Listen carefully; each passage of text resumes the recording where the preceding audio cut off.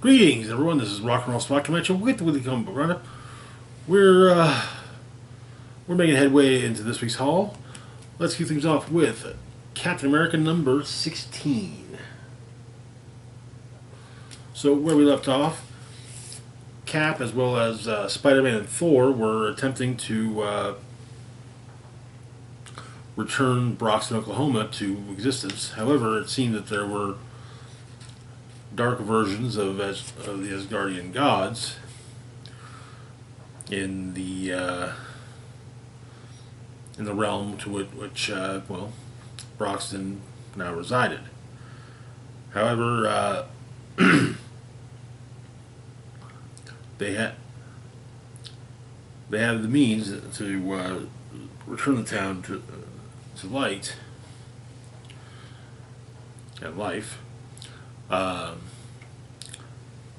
Bill, son of William, a resident of Broxton, was kind of a save point of sorts for the town. However, the dark versions of Thor and Loki sought to hinder Spider-Man, Cap, and Thor.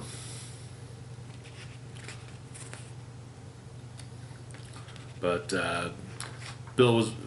So the issue opens with dark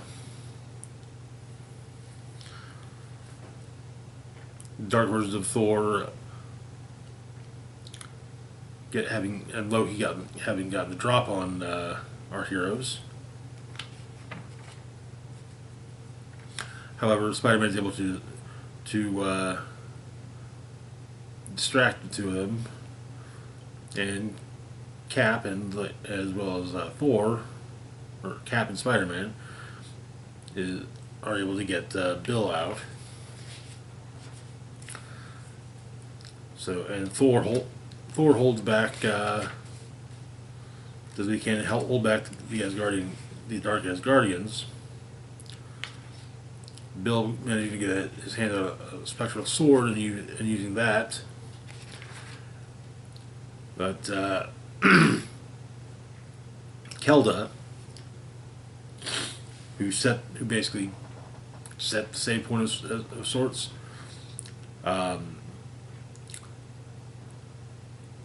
she faces off against Loki, the dark version of Loki, and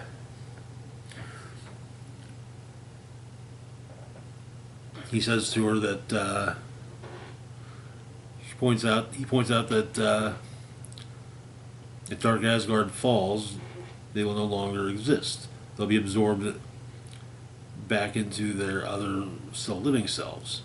But Kilda and the others who no longer have living bodies to return to, nothing to hold them to the world outside. What happens to them? But she says she doesn't know. And Loki asks if she's willing to die again to cease to exist, all for her love. She says 1,000 times. But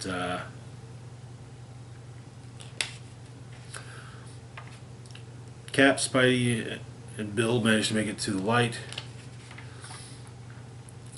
And Thor, as well as Thor,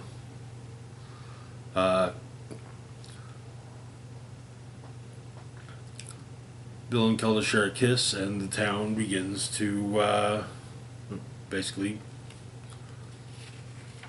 returns, just as though nothing happened.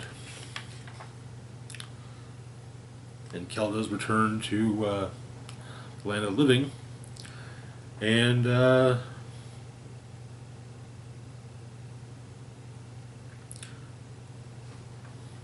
as Cap, Spidey, and Thor walk through the town,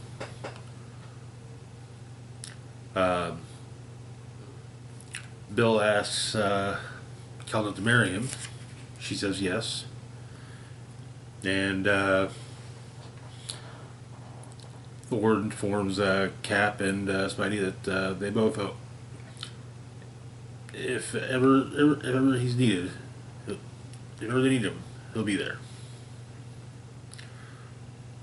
though not for being the guest at a birthday party for a kid's birthday party for a friend of Shay's. And this is where Jim Krasinski's run on Captain America ends, with Broxton, Oklahoma, the town he created in his Thor run, being reborn. It's a good run. I think that the Cap book is being replaced next month with Sam Wilson, Captain America, for media synergy. But moving on to our next book, we've got the Immortal Thor, number 18. Where we left off, Enchantress had gotten one over on Thor, returning, asked for her son to be restored to life in payment for certain favors she has done for Thor, including getting him free, rescuing him from Radioactive Man, Grey Gargoyle, Mr. Hyde, and King Cobra. However, it was not this reality's Enchantress's son that was restored, but rather the son of Thor and Enchantress from a darker timeline.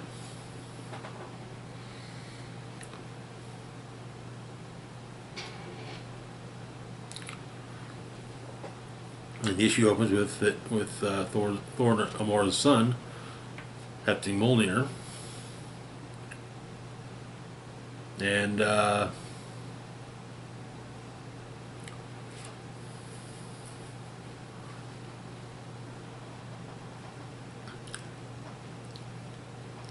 Sif cautions him on basically making the enchantment on Mjolnir work for Thor's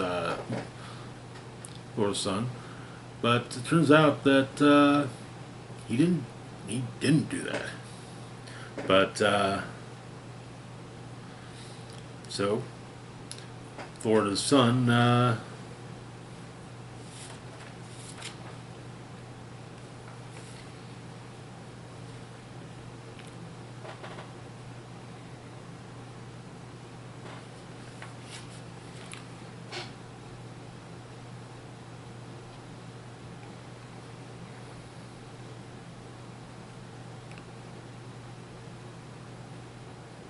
Magni play catch with Mjolnir.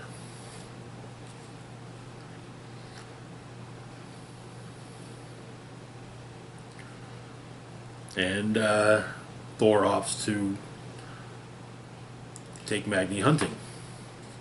Supervillains, that is.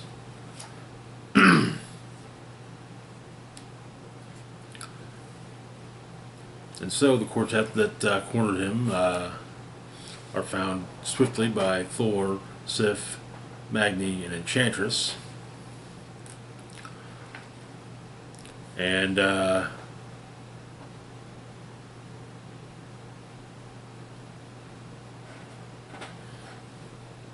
well, that Magni is the god of strength, and he shows Mr. Hyde what unimaginable strength is. Cobra and Hyde ends up asking Cobra for more of the serum, but Cobra is a little hesitant.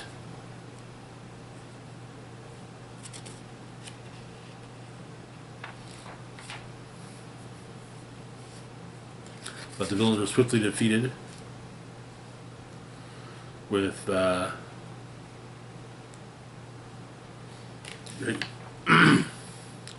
with Grey Gargoyle being turned, looks like, into Emerald.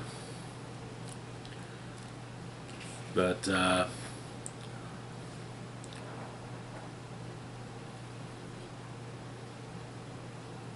Hyde uh, punches Magni, to the point of it being Magni becoming airborne, and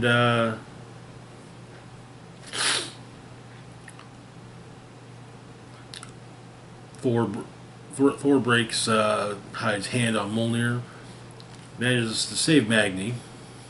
However, Enchantress is placed under arrest for corporate fraud and grand larceny.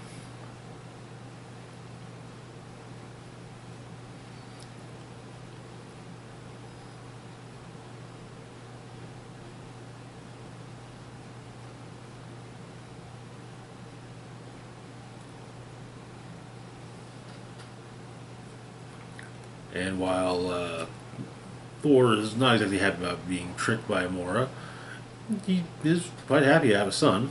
So,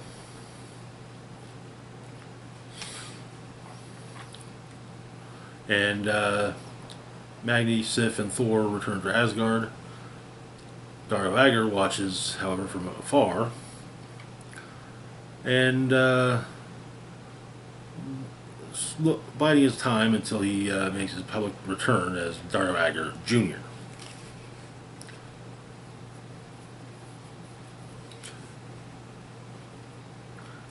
And the villains are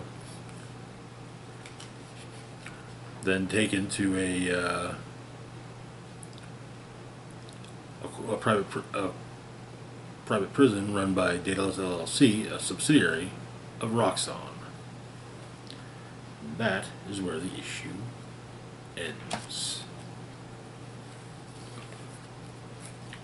Good issue. It's stated that every time he gets arrested, Radioactive Man ends up making it a deal rather quickly to do either some either a public act or private act, basically using his powers, and then is swiftly returned to his home country of China. And the private prison basically, the arrival of the private prison pretty much confirms Radioactive Man's suspicion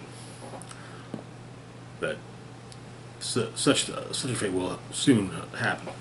Moving on, though, to our last book for the moment, we've got Namor, number 5. Where we left off, Atlantis is on the brink of civil war, and Namor has been tasked with averting said war. Having met with the various claimants to the throne. Also, Namor has been reflecting on his past. So the issue opens during his childhood, as he's being taught to fight by his mother.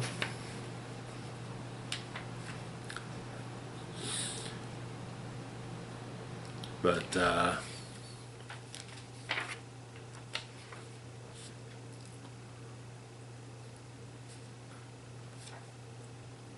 and in a sparring match, Namor does manage to triumph. Then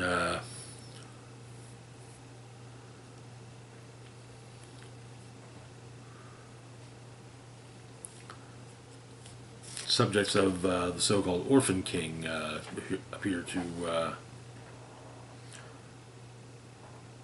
Namor in the ruins of the Atlantean capital city, though it's stated that only the king lives in the palace.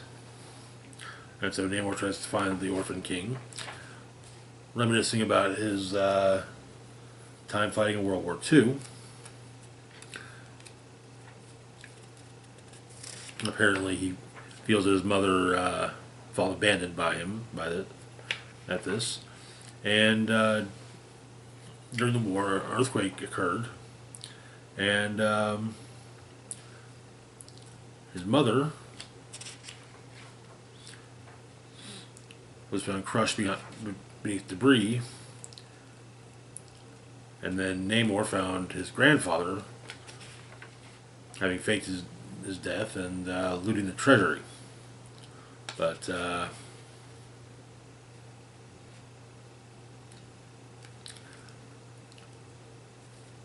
Namor prevents his grandfather from actually looting the treasury, and it turns out that the Orphan King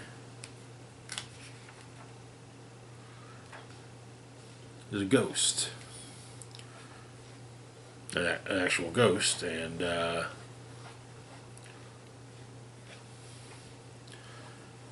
many of his subjects are in fact ghosts, including the ghost of Namor's mother, as well as his grandfather.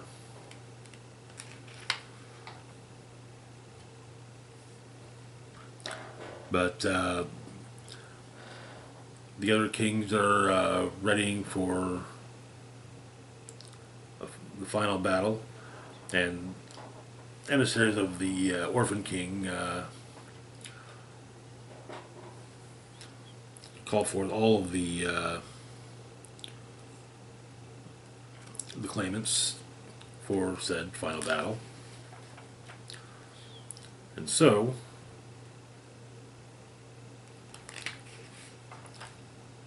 all the claimants are making their way to meet with the Orphan King.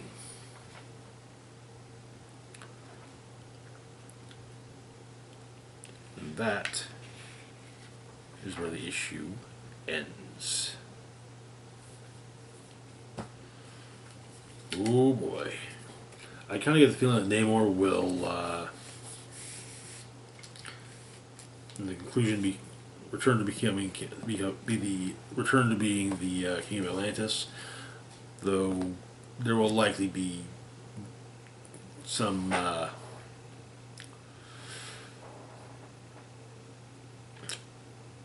differences in some terms to him being king.